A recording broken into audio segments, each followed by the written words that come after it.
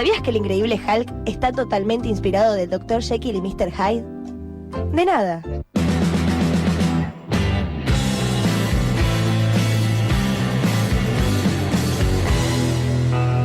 El sonido y la furia, llenándote de datos al pedo.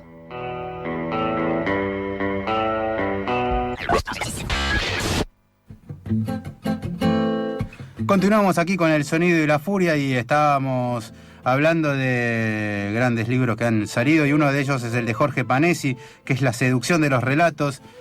Vamos a presentar a Jorge Panesi, no solo como una persona que sabe muchísimo de crítica literaria, de ensayos y del mundo de las letras, pero vamos a presentarlo como a él le gusta que lo presente, que es como un docente que escribe. Muy buenas noches, Jorge, ¿cómo estás? Buenas noches, encantado, Matías. Sos Matías, ¿no? Sí, Matías aquí. Y bueno, realmente estuve disfrutando mucho este libro que realmente, bueno, decir que conoces del ambiente ya es una redundancia, pero digo, bueno, está muy bueno esta cronología casi que vas haciendo de distintas polémicas y el fin de las polémicas, como se dice muchas veces, ¿no? Sí, te agradezco la presentación, muy generosa de tu parte. Sí, no, mira, justo estaba... Me quedé mucho con esta imagen que vos nos transmitís, que es esto de que disfrutamos de las discusiones que se dan, disfrutamos de los distintos planteos de argumentos de las partes que forman parte de la discusión, pero esto de disfrutarlo viéndolo desde afuera, porque muchas veces es difícil decir, bueno, yo estoy de tal lado, estoy convencido de tal cosa, ¿no? Pero participamos igual y nos gusta ver qué es lo que se está debatiendo. Sí, mira... Bueno, diré que en este momento está todo en discusión, ¿no? Hay como discusiones en todos lados, pero en general, digamos, en el plano de la crítica literaria, que es lo que yo más o menos he investigado o interesado dentro del mundo, digamos, de la literatura, de las letras argentinas, está a veces la idea de que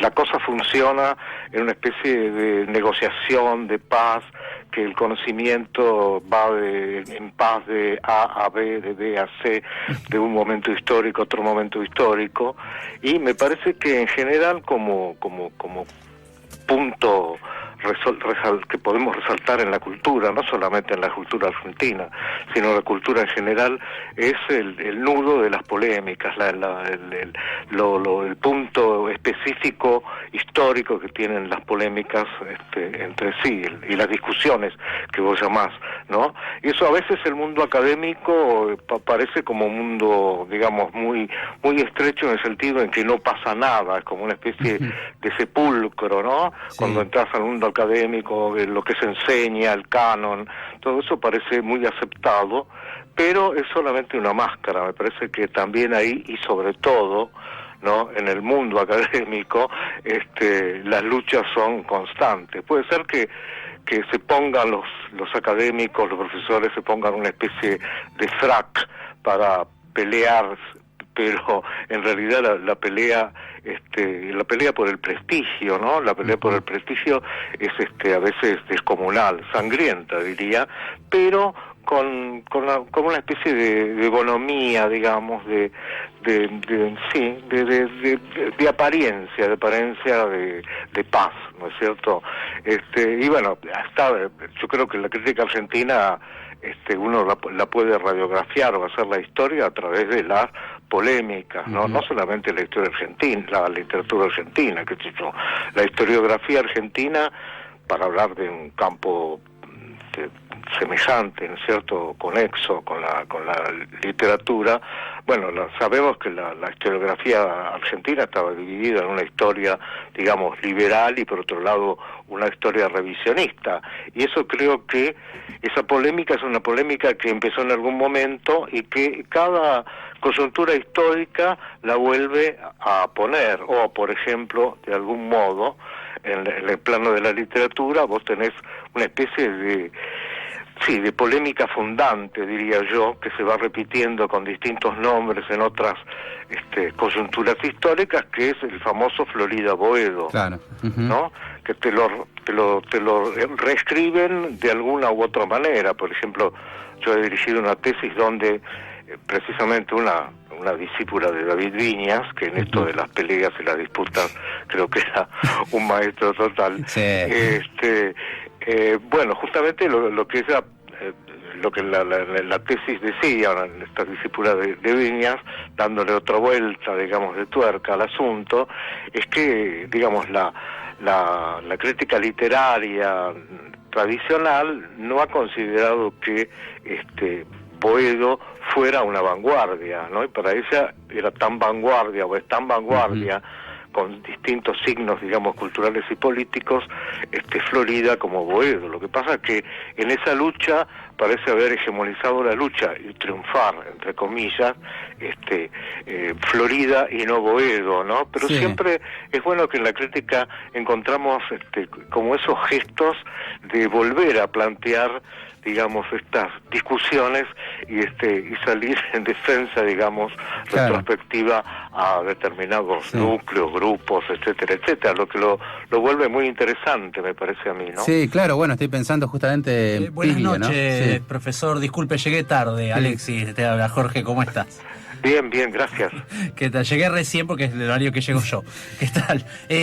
Quería consultarte primero, además de toda esta parte que nos contaste, me interesó algo del prólogo que me parece que podría hablar un poco de vos en este caso como crítico y a la vez como profesor, que sería cuando decís que es como una especie de testamento, como una especie de piedra al mar, ¿no? Que hay algo en la escritura, más allá de que sea ficcional o que sea crítica, que tiene algo de esperanza, ¿no? Como que uno escribe para que algo suceda, ¿no? En el fondo hay una especie de esperanza, aunque crea que eso no va a cambiar nada.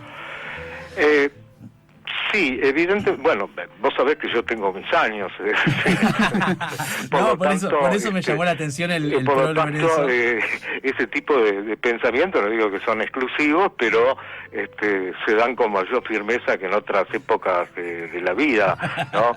Qué sé yo, uno se jubila, uno ve que los discípulos toman sus caminos, que te revierten, que te discuten, con lo cual, al mismo tiempo que vos decís, bueno, estoy satisfecho, eso te da una cierta satisfacción, que los discípulos superen al maestro, pero por otro lado es una especie de golpe narcisista al mismo tiempo. Claro, es doblemente narcisista. Primero porque decís, bueno, qué sé yo, si me contesta quiere decir que les he enseñado bien, pero por otro lado que te hagan miércoles no es muy agradable. Está digamos, bueno que te ¿no? contesten, pero no tan bien, digamos. Sí, no, pero creo decir, o por lo menos no sé si será cierto, si es una denegación, decir que no veo con nostalgia el pasado, al contrario, cuando lo que vos decís de tirar una botella al mar, uno nunca sabe qué es lo que hace, qué es lo que está haciendo cuando escribe, y menos cuáles son el futuro de lo que escribe, si se seguirá leyendo, qué sé yo, como cuando Borges dice, bueno, no sé, voy a hacer una especie de falsa modestia típicamente borgiana, no sé qué quedará de mí, una página, media página, ¿no? Claro.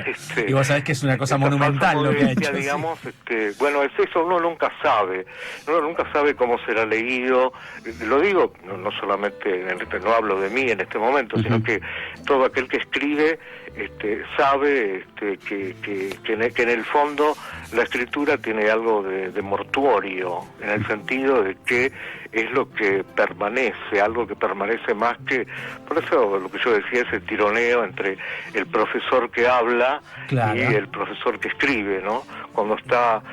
Claro, hay gente en la universidad, y no solo en la universidad argentina, sino en general, que cuando se dedica a esto, a enseñar y al mismo tiempo a escribir, digamos, hace el gesto de que lo que enseña es más o menos lo mismo que lo que escribe. Claro. Es decir, que investiga tal tema y ese tema que investiga lo lleva a los alumnos y después lo escribe.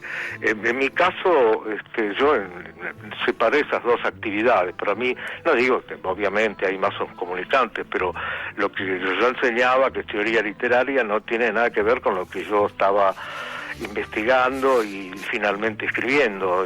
No enseñaba crítica argentina, yo creo que nunca lo hice en general. Enseñaba o literatura y teoría literaria. Esas eran, digamos, cosas separados, pero claro, había comunicación en eso, ¿no?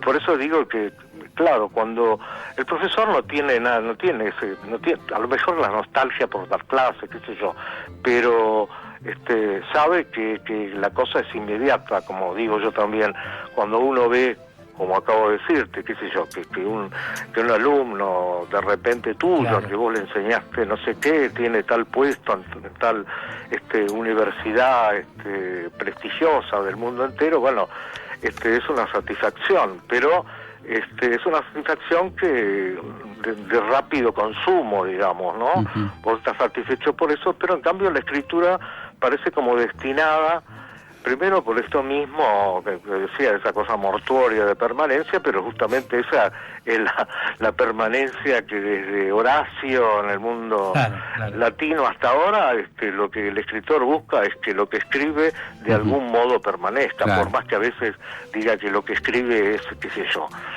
tontería o pasatiempo, o muy ligado a una cosa muy inmediata, digamos, ¿no? Como incluso creo que dentro del periodismo también hay esa búsqueda del artículo grande, ¿no? Del artículo que permanezca en el periodismo, digo. Claro, exactamente. Un yo creo además que, bueno, eso es históricamente así, ¿no? La literatura, la crítica literaria y el periodismo nacen en una coyuntura histórica determinada de la burguesía, del comienzo de la burguesía, por lo tanto están absolutamente relacionados entre sí. No habría que olvidar que lo que hoy llamaríamos, qué sé yo, un folletín, no sé, Dostoyevsky escribía folletines, en todo caso, Balzac estaba premiado por justamente la escritura para los periódicos, claro, qué sé yo, Solá lo mismo. Entonces hay como un entramado entre la crítica literaria, hoy diríamos, bueno, no el periodismo exactamente como yo lo estoy presentando, hoy diría los medios. Claro, ¿no? Medios en sí, ¿no? Sí, y aparte porque justamente hablas de las narraciones, ¿no? Los discursos que están figurando socialmente. Claro, recuerdo para quienes estén enganchando ahora, estamos hablando con Jorge Panesi, acaba de editar La seducción de los relatos, y bueno, a lo largo de los distintos ensayos que has ido escribiendo aparecen nombres Martín Coan, Josefina Ludmer, aparece, bueno, David Viñas, digo, toda gente que uno se podría cruzar tranquilamente por los pasillos de Puan. César Aira incluso. La César Aira también. Uh-huh. Sí, exactamente, sí. Hay, en ese sentido, mira, hay dos precisiones, digamos, ¿no? El título, digamos, hace alusión a una cosa muy dentro de la cultura argentina, dentro de la cultura y la política argentina y los medios argentinos, que muchos tuvieron que ver en esto, está la idea de utilizar, bueno, evidentemente hay en todo el siglo XX, empezando por el estructuralismo, pero también como críticos muy relevantes, como el caso de Benjamin o de Barthes, ¿no? Una insistencia en el relato como una construcción cognitiva, digamos, que no tiene obviamente la fuerza probatoria del discurso científico, pero evidentemente cuando uno habla de relato hay comunidades que no escriben y que sin embargo utilizan como archivo justamente los relatos, porque los relatos pueden memorizarse, es una forma, digamos, no solo del conocimiento, sino de la memoria del conocimiento. Por lo tanto, la palabra relato, digamos, sería o pretendería ser en los estudios de narratología, por ejemplo, de los 60 y los 70, tener una cosa neutral. Es una construcción, obviamente, una construcción a partir de una perspectiva determinada, que puede ser subjetiva y sobre todo me parece que tiene una perspectiva grupal, lo que algunos llaman bien ideología, ¿no? Ujú. Pero bueno, cuando yo trataba de unir toda una serie de artículos, textos, claro. lo que yo escuchaba en los medios era justamente la idea de que un relato es una mentira, ¿no? Claro, Claro, ¿verdad? Claro, la mentira eran los kirchneristas los que mentían. Entonces, los kirchneristas que más o menos, ¿qué es lo que respondían? ¿No? Los más lúcidos respondían, bueno, nosotros tenemos un proyecto. Entonces había ahí como una especie de oposición entre relato y proyecto, ¿no? Entonces, qué sé yo, la famosa grieta que evidentemente el periodismo tal como el relato como mentira fueron, qué sé yo, caballitos de batalla, y creo que todavía en algún sentido, no con el mismo de otrora, con esa virulencia, pero todavía funciona, digamos, ¿no? Qué sé yo, ahora lo que pasa es que, qué sé yo, hay el convencimiento de que hay un relato kirchnerista, pero también a esta altura del partido sabemos que hay un relato Claro. macrista. Claramente. Por lo tanto, ese es como el telón de fondo. Yo digo que a veces uno está escribiendo sobre muchas cosas que parecen desvinculadas, como podría ser el saber académico, la teoría literaria, o lo que fuese, que está desvinculada de las circunstancias inmediatas que te rodean. Y yo creo que eso no es así. Que evidentemente digo, bueno, a ver, en realidad lo que dio unidad a toda una serie de ensayos que yo había hecho sobre distintos tópicos, de repente eso me hizo tomar conciencia de que yo siempre estaba investigando justamente, bueno, además de sobre la crítica, Sí, todo claro. este problema de la narrativa. Claro. ¿No? Sí, y esto Entonces- se va viendo a lo largo de tus ensayos. Bueno, desde ya te agradecemos, Jorge, esta comunicación. La verdad, un placer haber podido charlar con vos. Te comento que vamos a seguir charlando ahora en adelante con un compañero tuyo de catálogo. Seguramente lo conocés, Jorge Consiglio. Sí, por supuesto lo conozco. desde Tocayo, que- te mando un abrazo, Era un alumno, abrazo. Está del otro lado del vidrio mitad ahora. la mitad de creo, la mitad más uno ha sido alumno mío, por supuesto que lo conozco. Mirá, Perfecto, mirá, alumno tuyo. Creo que sí, bueno, mira, Sí, sí, nos dice que sí. Afirma él que sí. años que no lo veo, pero hemos charlado mucho tiempo, sí. Pero debe de ser, no sé, me lo estoy apropiando. Y si no lo fue, ahora lo es, ¿no? Exacto, Ese es el exacto. relato de ahora. Sí, seguramente lo hiciste recursar. No creo. Bueno, ha sido un placer realmente No, hablar de ya. con ustedes. Muchas gracias, Jorge, por haber charlado. Recomendamos ampliamente La seducción de los relatos, crítica literaria y política en la Argentina, editado recientemente por Eterna Cadencia. Un abrazo, Jorge. Un muchas abrazo, gracias. gracias.